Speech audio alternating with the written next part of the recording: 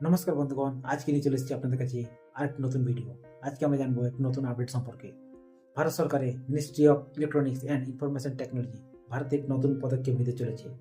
ভারতে সমস্ত প্রকার স্মার্টফোন ও ল্যাপটপগুলির মধ্যে টাইপ সি পোর্ট দেওয়ার নিয়ম বাধ্যতামূলক করতে চলেছে। এর ফলে একটি পোর্টের মধ্যে প্রায় সমস্ত প্রকার ডিভাইস চার্জ করা সম্ভব হবে। ভারত সরকার এই নিয়মটি আগামী বছর 2025 জুন থেকে কার্যকর করবে বলে জানা গেছে। যদিও এই নিয়মের ক্ষেত্রে স্মার্ট ওয়াচ ও সাধারণ বেসিক ফোনগুলিকে অন্তর্ভুক্ত করা হবে না।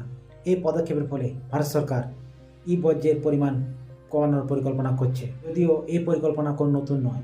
ইউরোপীয় ইউনিয়ন 2022 সালে তাদের দেশে প্রায় সমস্ত প্রকার স্মার্ট ডিভাইসের উপর টাইপ সি পোর্ট দেওয়ার নিয়ম বাধ্যতামূলক করেছে। এর ফলে অ্যাপেল তাদের আইফোন 50 সিরিজের মধ্যে লাইটিং পোর্টের বদলে টাইপ সি পোর্ট দেওয়া চালু করেছে। তো বন্ধুগণ, আমার এই ভিডিওটি আপনাদের কেমন লাগলো তা কমেন্ট করে জানাবেন এবং লাইক করে দেবেন এবং আমার চ্যানেলটিকে সাবস্ক্রাইব করে অল বাটনে ক্লিক করে দেবেন।